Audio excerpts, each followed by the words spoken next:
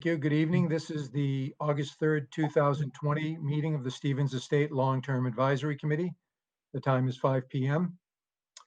Pursuant to Governor Baker's March 12th, 2020 order suspending certain provisions of the Open Meeting Law, General Law, Chapter 30A, Section 18, and the Governor's March 15th, 2020 order imposing strict limitation on the number of people that may gather in one place, this meeting of the Stevens Estate Long-Term Advisory Committee will be conducted via remote participation to the greatest extent possible. Specific information and the general guidelines for remote participation by members of the public and/or parties with a right and/or requirement to attend this meeting can be found on the town's website at www.northandovermass.gov. For this meeting, members of the public who wish to watch the meeting may do so on their televisions by turning to Comcast Channel 99 or Verizon Channel 28, or online at www.northandovercam.org. No in-person attendance of members of the public will be permitted, but every effort will be made to ensure that the public can adequately access the proceedings in real time via technological means. In the event that we are unable to do so, despite best efforts, we will post on the Town of North Andover website an audio or video recording, transcript, or other comprehensive record of proceedings as soon as possible after the meeting. If the public would like to participate in public hearings, please email your question/comment prior to or during the meeting to ashapiro@northandoverma.gov. The question/comment will be read during the proceedings and responded to accordingly. The first item on the agenda is to call the meeting to order, and I hereby do so. First activity will be to do the roll call. I believe Kevin Driscoll is not here, but Kevin, if you've joined, say aye. We're here. Thank you. CJ Ganji. CJ, it looks like you're muted.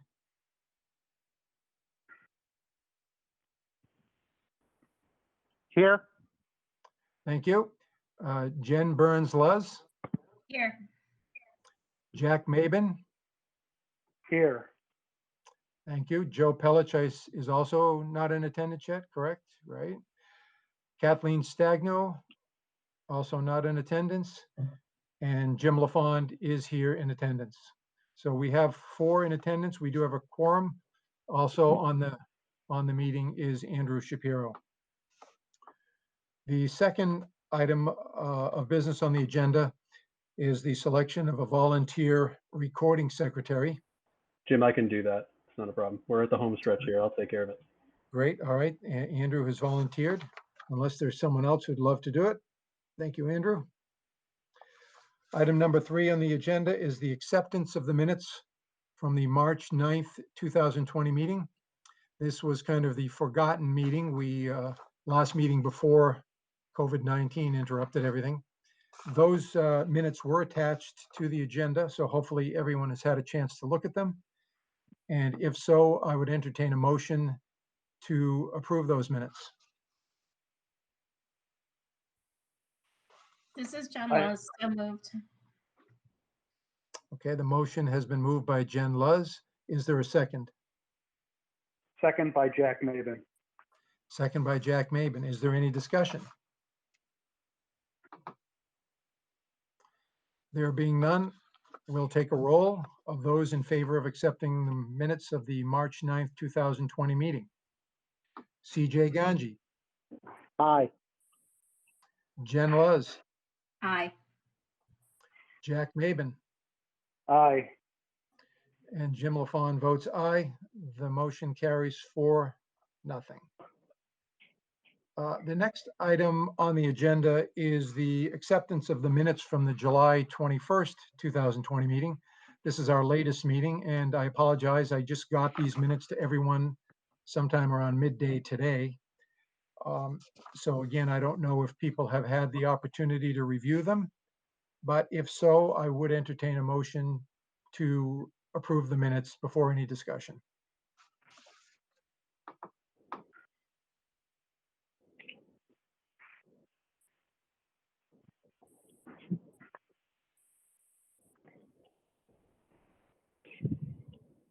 So there being no motion, I assume people would like to put this off until the next meeting, until they've had a chance to review them.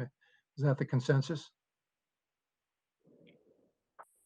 I'm sorry, I was just reviewing them. I'm happy to make a motion if others are ready, but if people want to wait, that's fine too. Okay. CJ or Jack, do you want to weigh in on that? Yeah, I'll second it. Yeah, second. Okay, so the motion has been moved by Jen Luz and seconded by CJ Ganji. Is there any discussion, or would someone like me to give everybody a chance to read them?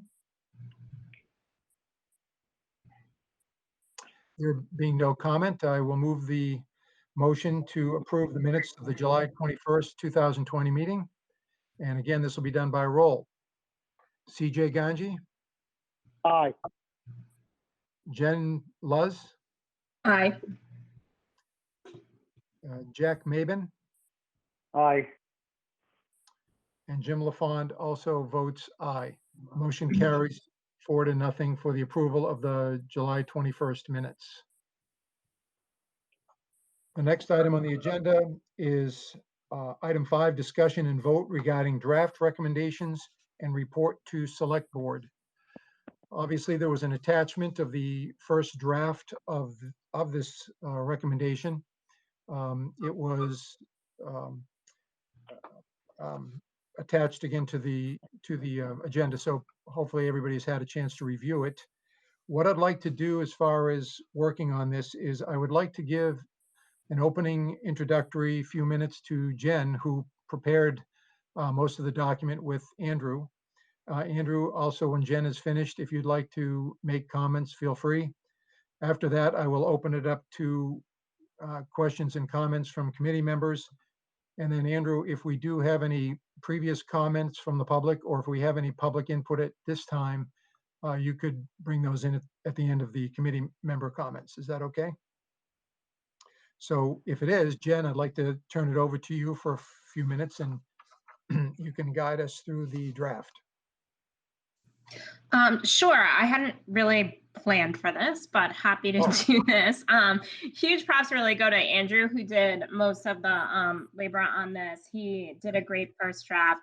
I would say that I went through the draft and tried to add a little bit of context here and there. Mostly my approach was to try to give some reassurance both to the Board of Selectmen and to anyone else who may choose to read this, that we gave a lot of thought and consideration to the various options, particularly the current operating model. And I thought it was important. One of the things I added that hadn't been in there before, and this may just be me wearing my finance committee hat, I thought it was important for us to include a little bit of background on the estate, where it is right now, and sort of the financial trajectory over the past few years, which really, I think, prompted in the first instance the issues that were brought to the special town meeting, was it last year, and then sort of are working through all of the different operating models, and then where we are today, which I think is a lot different than where anybody ever expected to be given the COVID situation.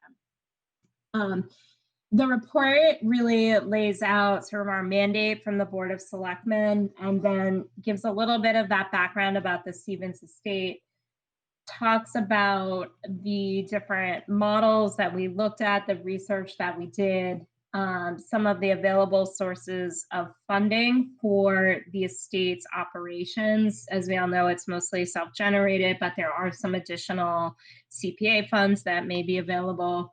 And then just different things that we talked about, like the possibility of there being private donations at some point, although we're not aware of any. There's a nice long section on all of the public input that we sought out and the different surveys that we did and the participation that we had, the responses that we got. And then the report lays out the different types of operating models we considered, including the current operating model, a nonprofit partnership, and then a partnership with a private for-profit entity. It then goes into our vision for the estate, which is essentially what Joe wrote up and had in his motion at the last meeting, and then our findings that give a little bit more specifics on some of the details of who we talked to and what we were hearing in those conversations. So I'm not sure if there's anything else. You guys all have the document. I tried to sort of put in what I heard in the meetings, but I'm sure that there's a lot of ways it could be better. So I'm happy to, hear how others want to see it improved.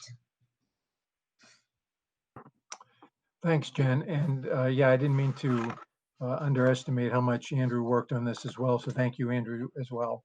Andrew, do you have any comments at this time? Just a few, because I just wanted to, and thank you for the thank yous, but I also want to acknowledge the efforts that Jennifer and Joe made in terms of reviewing the draft. So thank you for volunteering your time to do that and provide edits.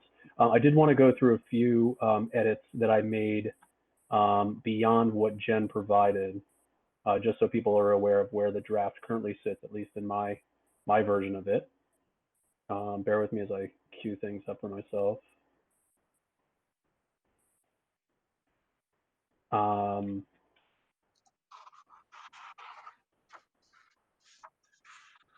So one thing that Jen asked for on page number 3, insert table showing last 5 fiscal years of operating budget, actual revenue, actual expenses, and retained earnings. I just wanted to inform the committee that I've gone ahead and entered that, and I can, if you want, would it be helpful for me to share my screen, or do you want me to you want to take my word that I put that in there, or do you want to review it?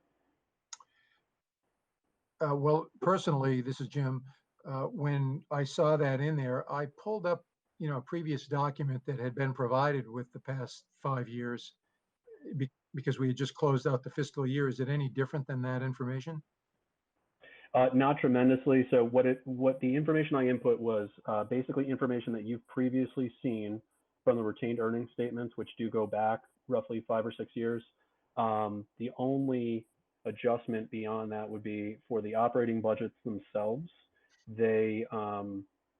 I had to pull that information from the actual budgets that were adopted through town meeting. And what I did was, since we were specifying operating budget, I added the projected expenses that would be covered that year by the budget, plus salaries and indirect costs, but I didn't include in that any transfers to capital, because I didn't consider that part of the operating budget, so to speak. So my numbers reflect that. Okay. Well, I mean, I'm fine without seeing them right now, but so I'll defer to Jen, CJ, or Jack if they want to see the numbers up on the screen. That's fine with me, but I've got a pretty good handle on what those numbers are. Okay, and just one additional comment on it is that I passed along the numbers to the town accountant for confirmation on her part, and I haven't received 100% confirmation from her, but I assume that I will. And of course, I would not allow anything to be published in the document without her permission or her confirmation that the numbers are accurate from her point of view. So they will be a town accountant confirmed set of numbers. That sounds good, and I think it's important that that's in the final report. But again, I'll defer to the other members here tonight as to whether they want to see those on the screen. Okay, and then just a few other changes I made. There were some other highlighted sections. Bear with me here.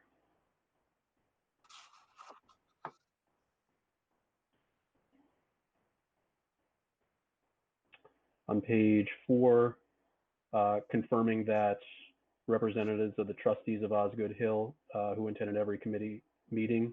So I confirmed that they attended every meeting except for 2. So I don't have the meetings that they didn't confirm, that they didn't attend, but I went through the minutes, and they may have been at one or both of the meetings that no member of the Osgood Hill trustees were mentioned, but if they were at those meetings, they didn't make any public comment, so it's beyond me to be able to confirm their attendance at those meetings. Gotcha. See here. On page 7, Jen asked, is the survey total, the survey's survey received 674 responses. Is this the total or the NA resident total? This is the total. That said, the assumption is that every single respondent is a resident. But it is the total of all responses. Trying to see if there were any other things that I had added. I think that might be it. That's it for me. Okay. So I will, at this point in time, open it up to comments from the committee. CJ and Jack, specifically, since you're the only two others here besides myself. Jim, this is Jack. I read through the entire document, and I thought it looked very good. I commend Andrew and Jen and Joe for their work on their very professional work on getting that to a pretty good point. I'm especially pleased with the prominent input or prominent recommendations on preserving the open space, preserving the watershed, and preserving the trail network. As the Conservation Commission, these are very important goals for us. And I understand that, I know that there are conservation restrictions governing the bulk of that property, encompassing the Osgood Hill, the Half Mile Hill, and there's a third one that the name escapes me, where there's another conservation restriction in there. But it sounds like our recommendation is to assign yet another conservation restriction on the smaller acreage immediately surrounding the estate. And so, if I'm understanding that correctly, I think that would be an action item that myself and the conservation department can take the lead on and administering that. If indeed these recommendations are accepted as proposed. But again, thanks for the good work. You guys have done a great job, and those particular goals for, as part of the recommendations, I believe have been consistent all along, and I believe they're right on the money. So good work. And that's all I have, Jim. All right, Jack, thank you. I would like to clarify something. I think there's 153 acres there, and Andrew, Jen, and you can correct me if I'm wrong, but I don't believe there's any conservation restriction on that property right now. Abutting property, definitely. So, Jack, were you maybe suggesting that our recommendation should include stronger language, that the RFP would demand conservation restrictions on the bulk of the land, or do you think it's worded tightly enough now, leading them to do so? Well, I think that would have to be, in order for us to do this right and, with the full force of law, I think it would have to be a condition of the initial lease agreement or, commercial agreement with the nonprofit.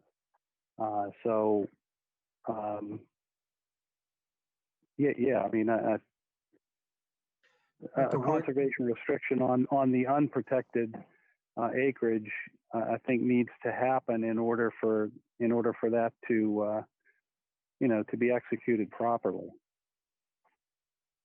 All right, so we might suggest that the wording "preservation of open space" might be replaced by something like a legal conservation restriction on open space. Am I putting words in your mouth, or is that accurate? That's my intent. Okay. Great, thank you very much. CJ?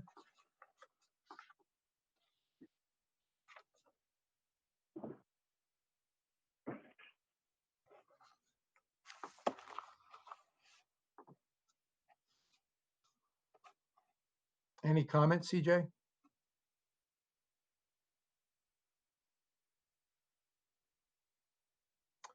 Well, until CJ reports back, I guess I'll go through some of my comments. And again, Andrew and Jen, thank you very much. It's a lot of great work here. I don't really have any issues. There are a few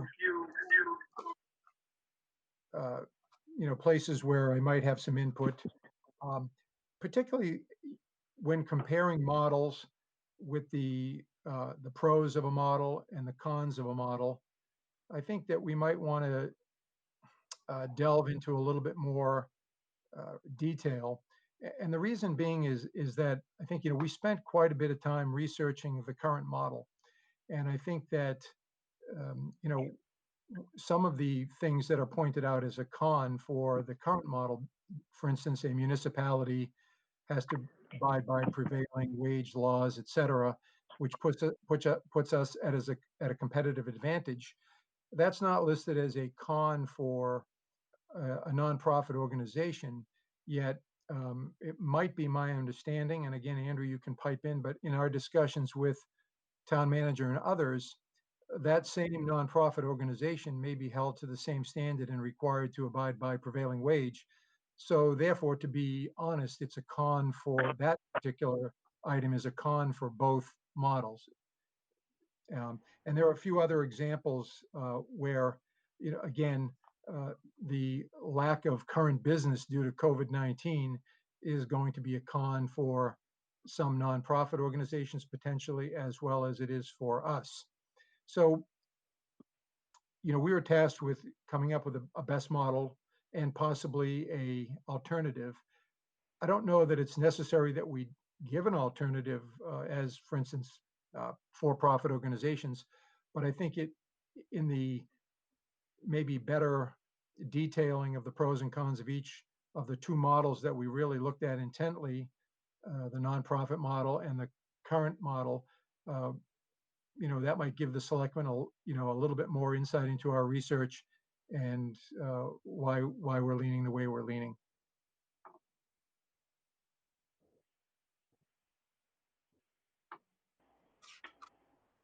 Jim, if you don't mind me responding, I just wanted to confirm what you said that, in regards to prevailing wage in particular, that the town manager's opinion and what seems to be the legal sort of scenario for any lessee of the estate or management entity of the estate, they would have to, by virtue of the fact that the town would still own the property, they would need to abide by prevailing wage laws when undertaking, capital projects. So you're correct in that, and we can absolutely make sure that that's noted for those particular operating models as well. And we can also certainly add language if others agree in regards to the sort of the uncertainty of the future of business or the business environment given COVID-19 or anything else that might come down the pike. We can certainly make that known in the pros and cons section of the document. Right. My other comment is about, I think it's become apparent, and again, I think this is across the board, whether it be for the current operating model, the nonprofit management or lease model, or the for-profit lease or management option. It's going to be very, very difficult to have a lot of capital improvements done. Certainly not in the tens of millions of dollars, $10 to $15 million that we might have estimated. I think particularly in the COVID-19 climate, that is going to be a tough thing for anybody to do on the revenues that they're going to receive due to, from a wedding and other function venue. So again, I think that needs to be pointed out a little bit more, and maybe we delve a little bit more into other sources of funding, or whether they be talk a little bit more about the CPA process, how that works, about other potential private funding sources, and how we develop that. Because again, we were asked for a detailed model, so I think that unfortunately, the current day circumstances dictate that I think we do go a little bit more into detail. I think we also need to put in a caveat that, again, we are the long-term advisory committee. I hope I'm not being too optimistic, whether it's 1 year, 2 year, or 3 years, that we will be back to, the way things were before the COVID-19 crisis. And again, the recommendation that we're making and the choice the selectmen make hopefully will be made on the long-term outlook and not just on the next few years of COVID-19. And, whether it be from an operating cost to the town or whether it be for capital improvements.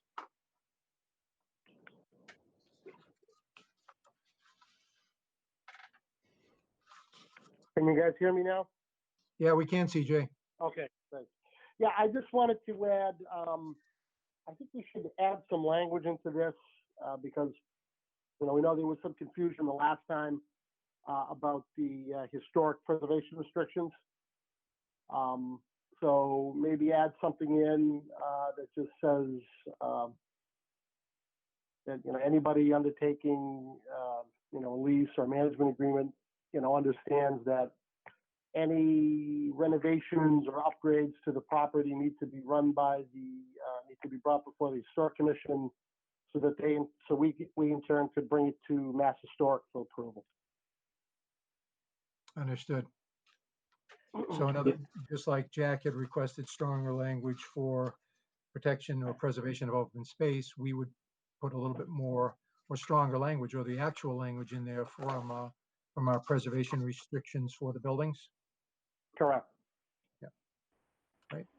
We can add language. That historic restriction covers the land too, I believe. Oh. Yeah. Well, that would make sense because the definition of an estate is a manor with land, right? So. Correct. Yeah. Okay. Jim? Yep. I did have a conversation with Joe Pellich earlier today. Do you mind if I relay just a couple comments from, or really just one more minor comment from him? Sure. Yeah, go ahead.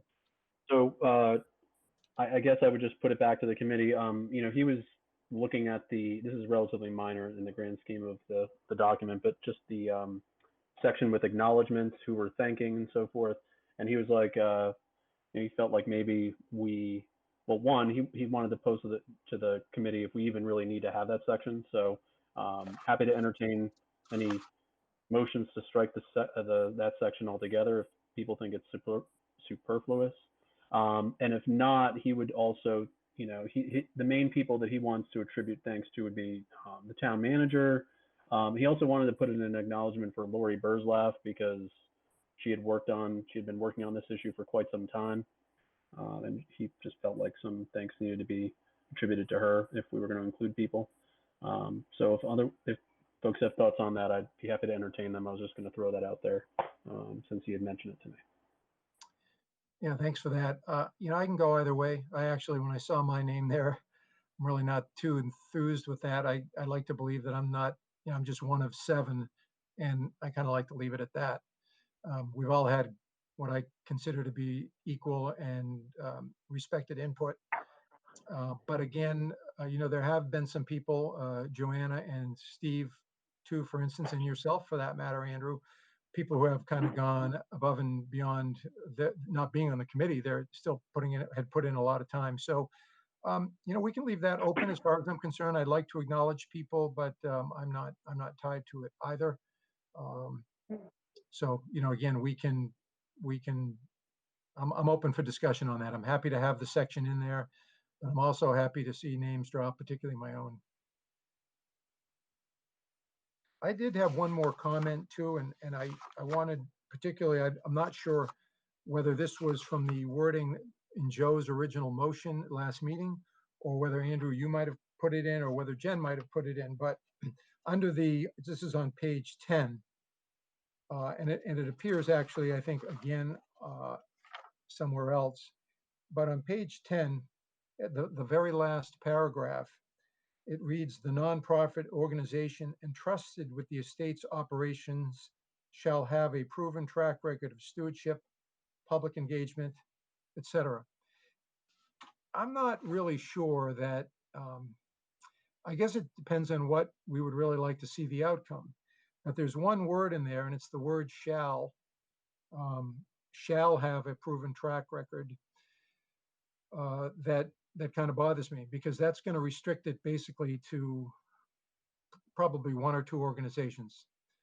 I know that I think most people know that originally, my desire was to see the town retain certainly ownership, and I would have loved to have see us maintain operational control. But I've tried to put my personal feelings aside, and there's a lot of great reasoning behind the way the committee is leaning with a nonprofit.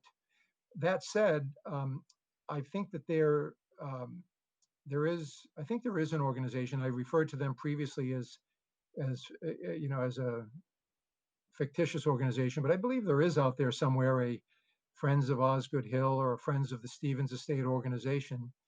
And, I don't really know who most of the people are, but I do know who a few of them are. They were people who fought pretty long and hard to not see the Stevens Estate sold or leased in the previous fashion.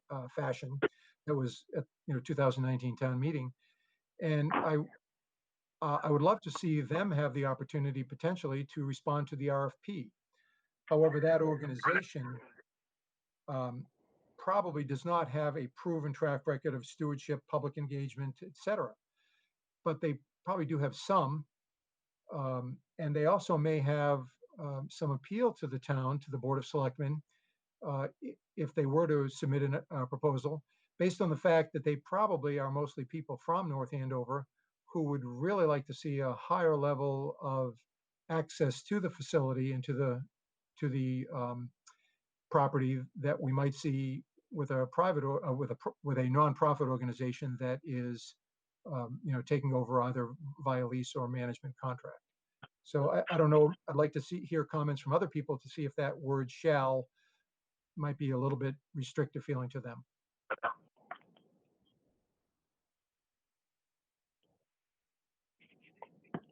I think it's important to keep it in because, these are the main points we've hit on when we decided that, we needed a nonprofit to come in and take this over potentially. So I think it's necessary to keep that in. It's my opinion. All right. Thank you, CJ. Yep.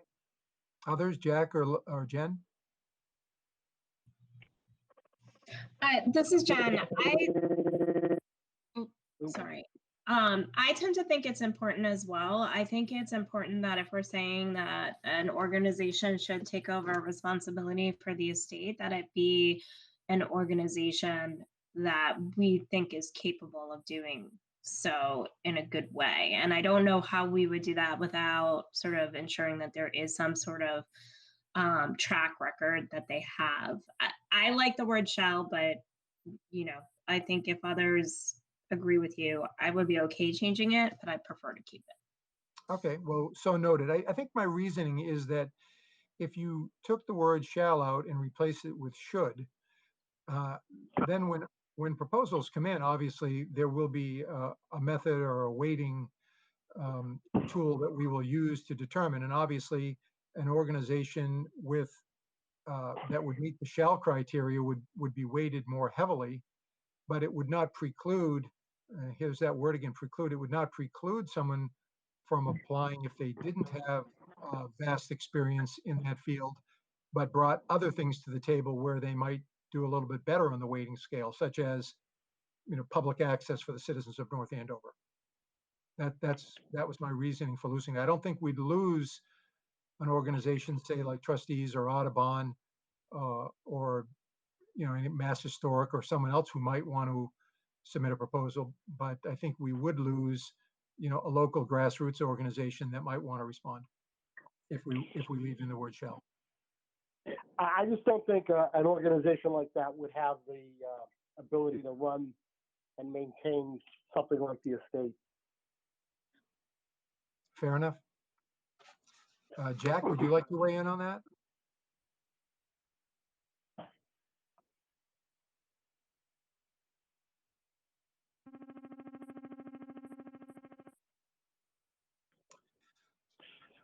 Jim, Yes. do you mind if I make a quick comment? No, Not- please. not so much about the substance of what you said, but just to point out from a process standpoint that, and this might be helpful for folks who might be listening in at home, is, this is obviously ultimately a recommendation to the Board of Selectmen or the Select Board. So Right. the Select Board can certainly, if they receive feedback from either yourself or from other members of the community or from folks like the trustees of Osgood Hill or other such entities that end up being formed as a result of all this, that they would like an opportunity to be heard in an RFP process. If the Select Board does decide to ultimately accept this recommendation, the Select Board can opt to sort of soften the language or open up the process a little more to other organizations. So it's kind of in their court after this is all done. So that the word shall is not binding from an accepting your recommendation standpoint, even though the word shall is pretty restrictive as you're describing it. That's very true, Andrew. Thanks for pointing that out. I guess I think too highly of myself thinking that we're the end all and be all, but you're right. The selectmen will decide the final language. I'd also like to note that it's, 5:37, and I believe Kevin Driscoll has joined the meeting. Well, he said he's listening in. I guess actually it was just a text message I received from him. So I don't know if he will be joining us as a meeting member or not, but thanks for listening in, Kevin. All right. That said, Andrew, do we have any, I know we had talked earlier today and you said there may be some public input. Do we have any comments from the public that came in earlier today or that might have come in while we're meeting that you'd like to read into the record? Yes, I do have a few. So I have a few comments from two different members of the public. So bear with me as I bring them up. So Jerry Justin, who is, I don't have an address, but he is a member of the Trustees of Osgood Hill. He emailed me earlier today. He says, "Hi, Andrew. As part of the public comment for tonight's meeting, my question relates to private donations and amending this section to state that per the town's direction under a mailer, Stevens Estate was unable to take donations. Additionally, the trustees have made a request since March 2020 to have a mechanism allowing donations. No action has been taken by the town." So I just want to let folks know I did respond to Jerry. I thanked him for his comment. I asked him for some clarification. So I said, "Are you asking the committee to amend the section of the document that he referenced to include the information he cited, i.e. that Andrew Mailer said that we couldn't take donations and that the trustees had made a request to have a mechanism for allowing donations?" And then I asked him if he had minutes or other documented proof confirming that the previous town manager did not allow the estate to accept donations. And just for the record, I had heard something similar to that myself, but again, I haven't seen anything on paper that that confirms that the previous town manager did in fact not allow donations. So I can't confirm that to the committee, at least not this evening. And then Jerry emailed me again and said, he said, "The section seems misleading to me. Did the committee do any background on the statements here? I don't have the history on this outside of the request the trustees made in March."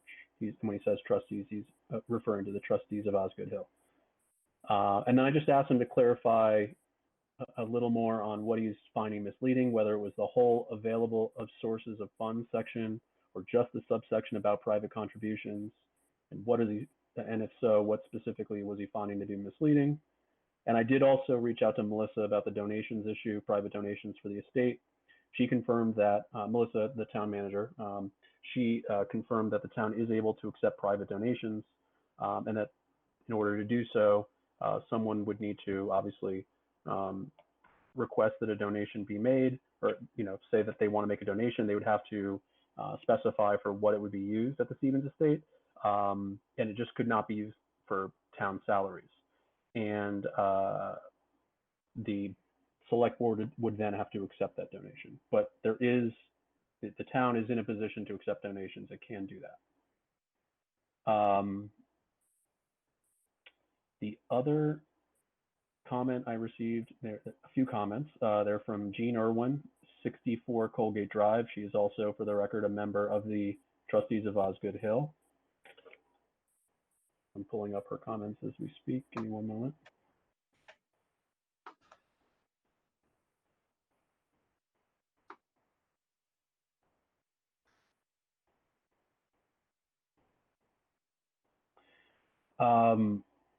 So I'm reading what she has asked me to read, which is, she says, first, I wanted to thank you all for the time and effort put into preserving the estate, as it is highly valued and regarded by the majority of North Andover citizens.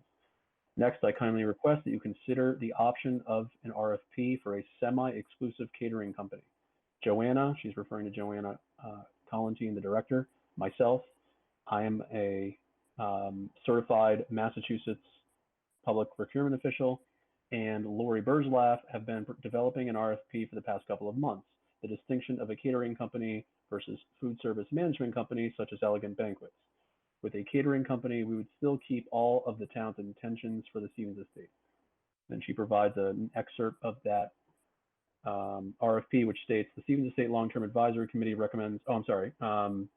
She's just providing us the section where we're recommending that we engage the nonprofit organization whose mission and purpose it is aligned with the town's intentions for the Stevens estate. She goes on to say, however, with a catering company, they would be responsible to coordinate with Joanna and provide the food / serving staff and cleanup from all events, and the Stevens estate would draw a percentage of that sale in addition to our regular event hosting fees. I know Jim LaFawn was able to attend a couple of our meetings, but I am dispirited that our two committees did not meet to consult with each other and align our mission.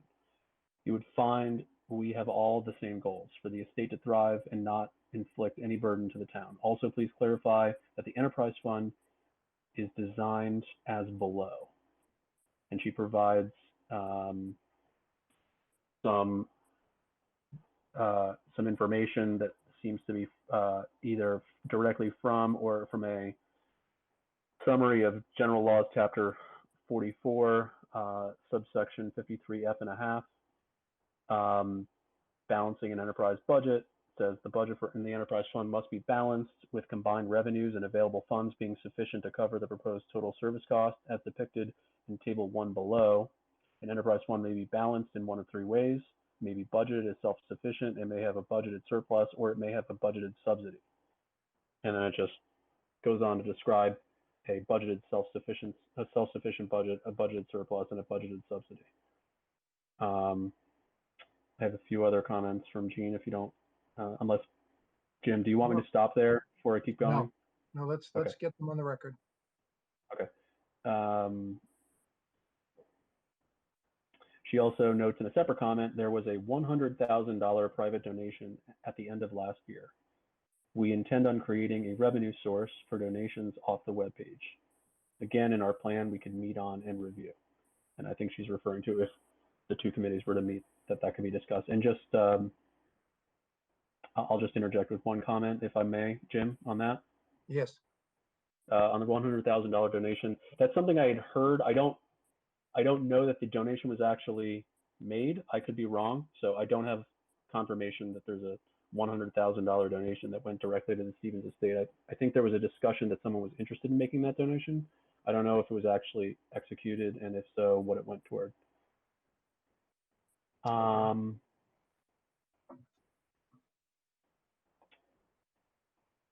She's also, so Jean Irwin again, please request that before this recommendation is finalized, and I assume she's referring to your report and recommendation, I think it would be highly beneficial for the two committees in whole to meet to review future events already scheduled and plans. And then one last comment from Jean Irwin, 64 Colgate Drive. Please note that in our RFP, and I think she's referring to that RFP previously referred to about the exclusive caterer. Please note that in our RFP, we had requirements for any organization to bid, such as 10 years in business, submitting audited financials for the last few years.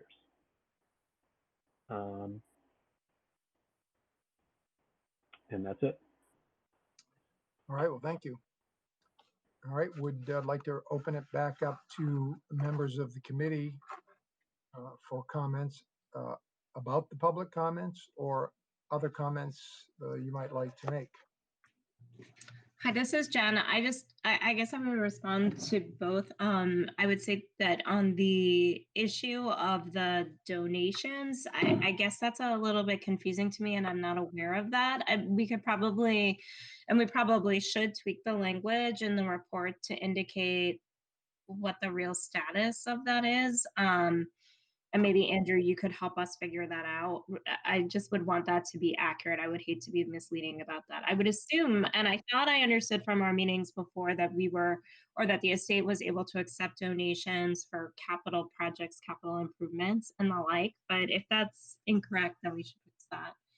And then I would also say in response to the second set of comments that, it's always, I've found it very helpful and illuminating throughout the entire committee process to understand what the trustees are doing with the estate. And that, well, I think that there are a lot of good things that they've been planning to do, and they've really shown great ambition and work in trying to sort of get things moving in the right direction. I still think that my opinion about the long-term strategy, the best long-term strategy for the estate doesn't change. I still think that the overall capital needs outweigh any of the sort of impact that a catering agreement or other sort of stopgap operational issues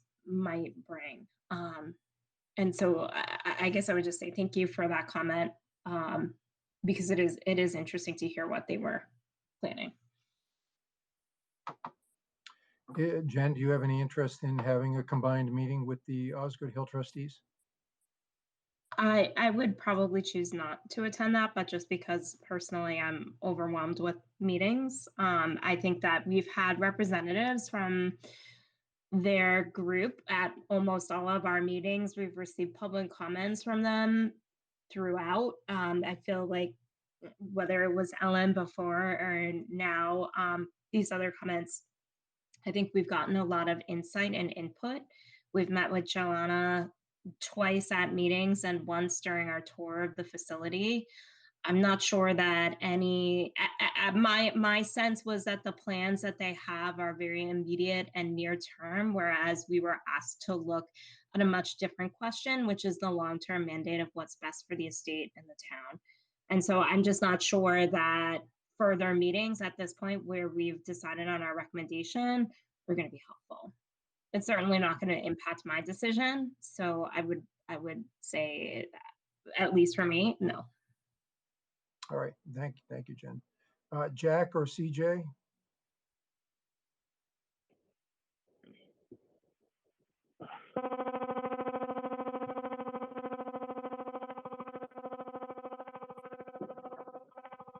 I don't know if Jack is trying to say something and we're just getting some sort of, so I'm going to say to Jack, all we're getting is a kind of a hum from your phone. So I don't know if it's going to be helpful for Jack to hang up and try calling back in, but I just wanted to let him know. Fair enough. Yeah, I'd agree with Jennifer, Jim. All right. Okay.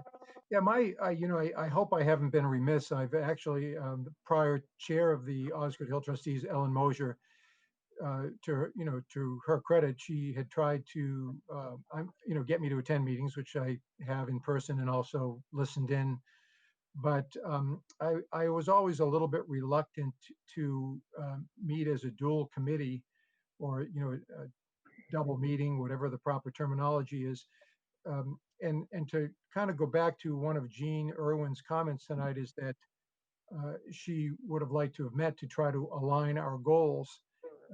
As much as I love the Stevens estate and again have personal beliefs, that I'd love to see the town operate it. It's difficult for the town to operate the place. I think that's been proven over the course of 20 some odd years. And I'm not really sure that our committees should align our goals anyway. That committee or that board of trustees, their mission statement is to run the Stevens estate. Our mission statement is to review several models, including the current model, which we're doing.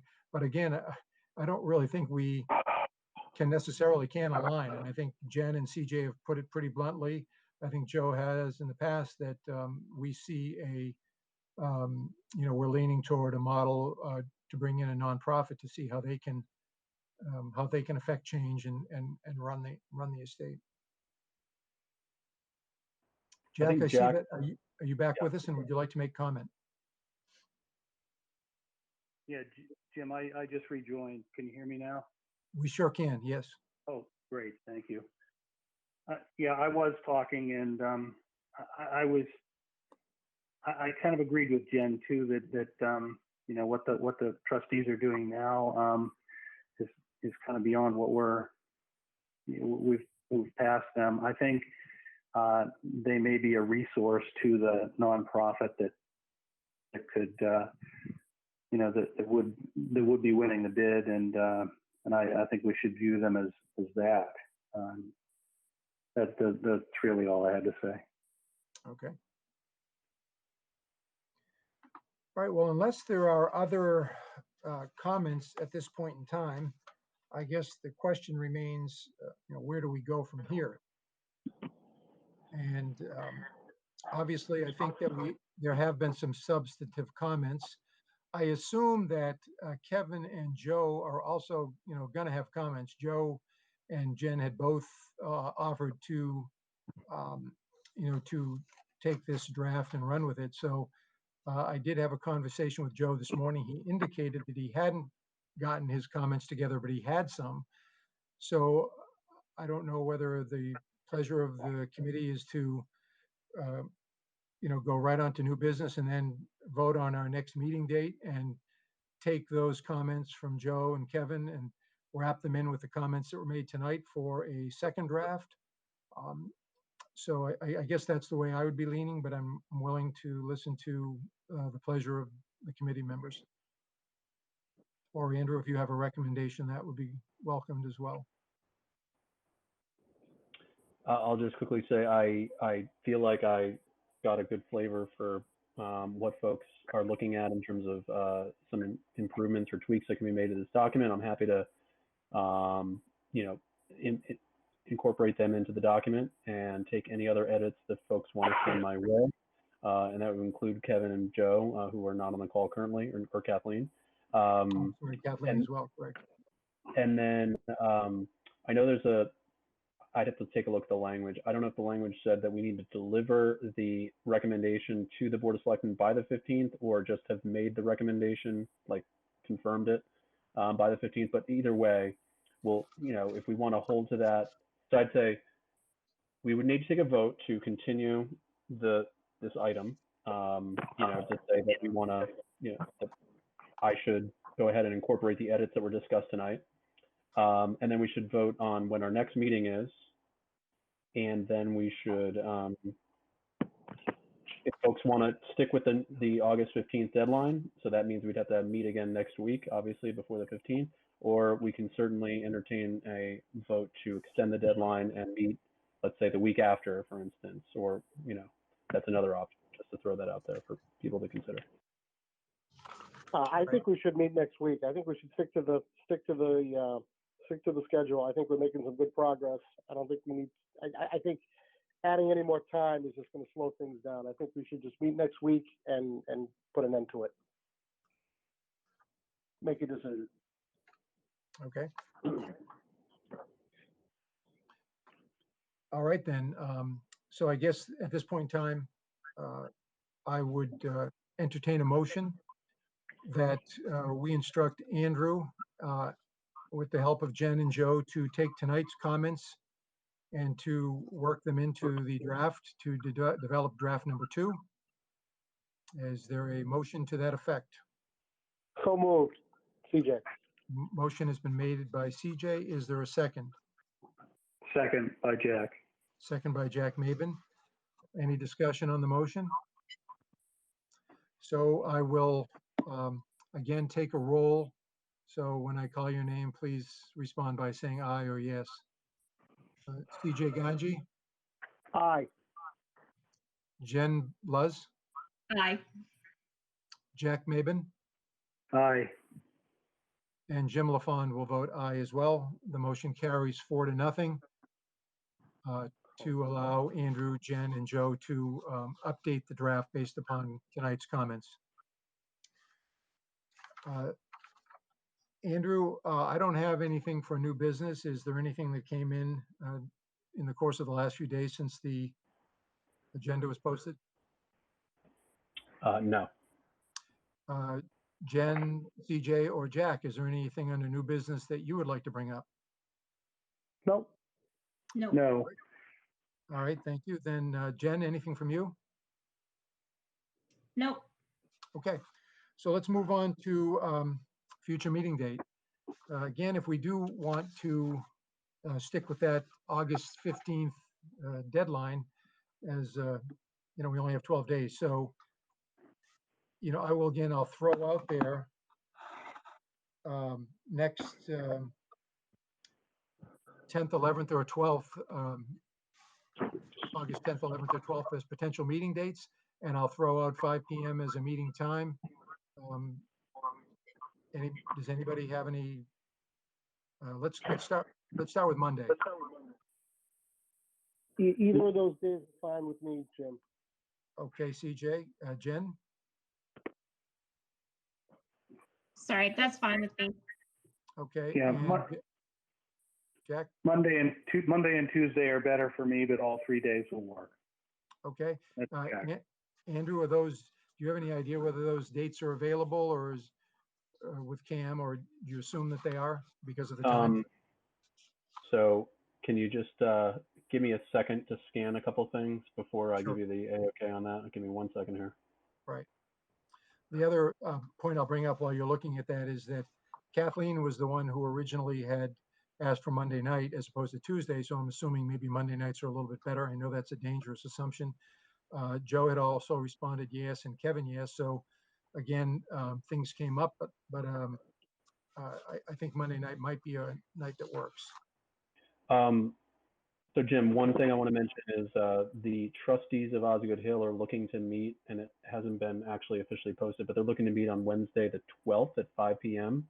And so that would both create a conflict for broadcast, but also, I try as a courtesy to attend their meetings. So I would just ask that we not meet on the 12th if that was one of the options. Okay, how about Monday the 10th? Monday the 10th. That actually is not going to work for me. I have historical commissions at 4 p.m. if that goes on, but there's also I have another meeting at 6 p.m. that I need to be in attendance at.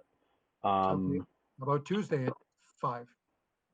Tuesday at 5 should work. Tuesday, August 11th should work for me and for Cam. Okay, just weigh in quickly, Jen, CJ, and Jack. Fine with me. That should be okay. Yes, I'm good too. Okay, so we've got 4 that can commit right now. That's a quorum, and you'll be available, Andrew. So I would entertain a motion at this point in time that the next meeting of the Stevens Estate Long-Term Advisory Committee be set as Tuesday, August 11th at 5 p.m. Is there a motion to that effect? So moved. This is Jen. Yep, motion made by Jen Luz. Is there a second? Second. Second by CJ Ganji. Discussion? Okay, so again, we will take the roll as a vote. If you vote affirmative, say aye or yes. CJ Ganji? Aye. Jen Luz? Aye. Jack Maben?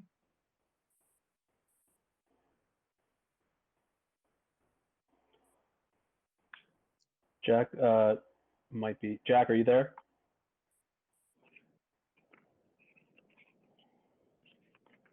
Okay. Jack, you there? All right, we'll chalk that up to technical difficulties. We can move forward. And Jim LaFond will vote aye in the motion.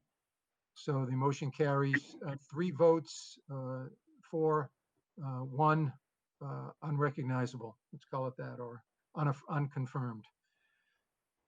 So that's it. Last item on the agenda is to adjourn. So is there a motion to adjourn? So moved. Motion has been made by C.J. Ganji to adjourn. Is it seconded?